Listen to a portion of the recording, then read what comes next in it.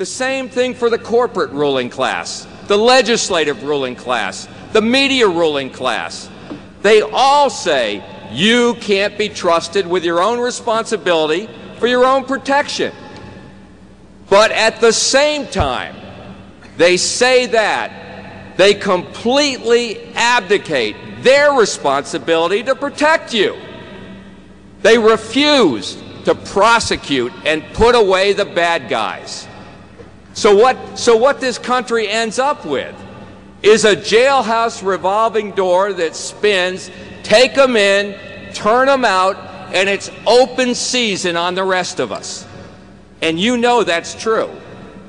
Hurricane Katrina should have taught this nation that the elites who say they'll protect everyone won't protect anyone. Those hurricane victims couldn't count on the police, electricity, phones.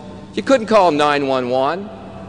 But they could count on the looters, the rapists, the robbers, who all arrived right on time. And that's when the ruling class in New Orleans ordered troops door to door to confiscate from the good guys the firearms that they needed to protect themselves right when they needed those guns the most. They took them away from them. We got footage of it. Kicking in doors, body slamming 70-year-old grandmothers to the floor in their kitchens. You've seen the footage. Where's the outrage? When the New Orleans ruling class realized how bad it made them look, you know what they did? They conspired with the media ruling class to bury the story. So Americans all over this country never saw footage of the first forced gun confiscation in American history. But if a cop roughs up an armed criminal, those national news media conglomerates will run that video footage over and over and over until you're sick of it. And we all know why. Deep down inside, the ruling class doesn't like street cops either. Let's talk about the legislative ruling class that fights our castle doctrine laws, like you have here in Kentucky. Because they say if you had full responsibility for your own protection, well, you might take unfair advantage of the armed thugs jacked up on meth who just smashed down your patio door with a pavestone. Nah, the legislative ruling class has rules that you have to follow before you can use deadly force against the armed thugs ransacking your living room.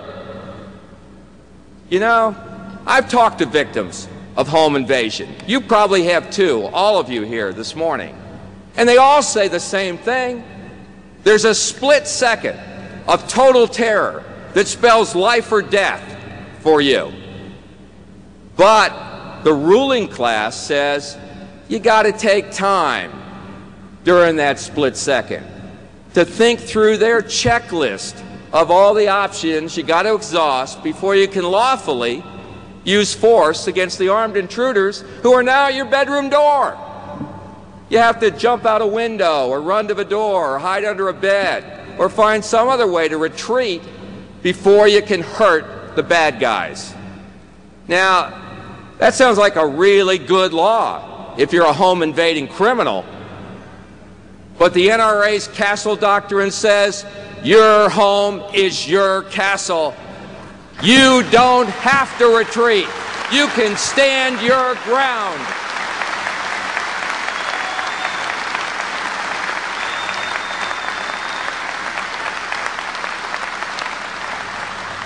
NRA had to fight the same elite conceit when the airline ruling class refused to let pilots be armed after 9/11.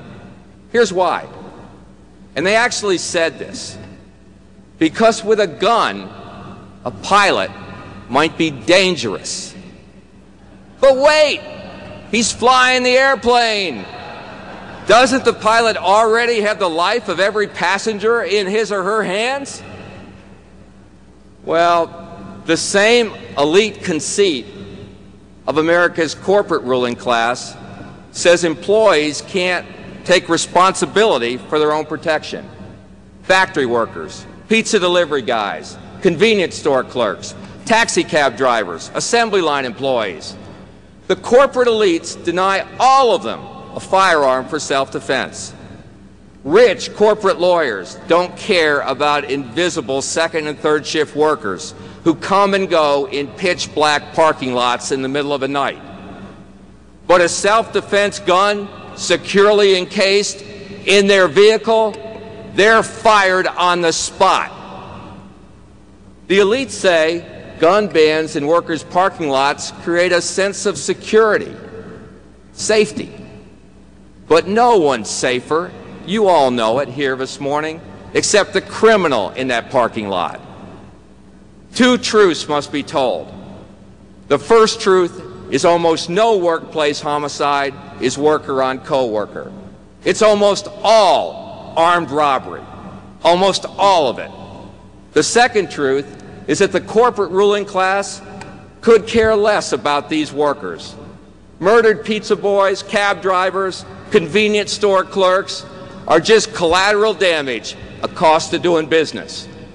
And that's how the corporate ruling class negates the Second Amendment rights of their obedient workers.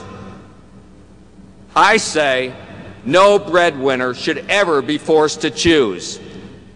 Do I save my life or do I lose my job?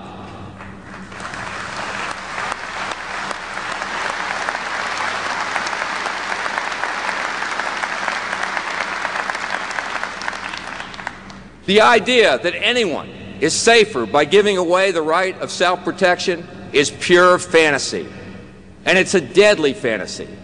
But for nearly 30 years, the municipal ruling class of Washington, D.C.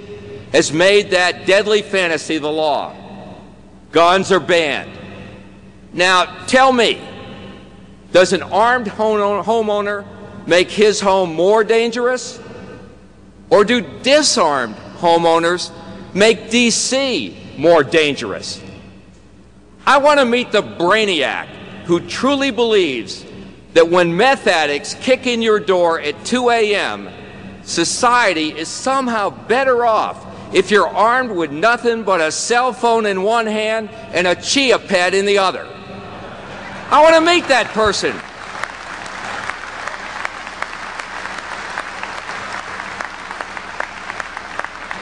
Because with the reasoning that only a third-generation inbred elite can grasp, D.C. says citizens can only seek safety in the supremacy of the government, not the individual.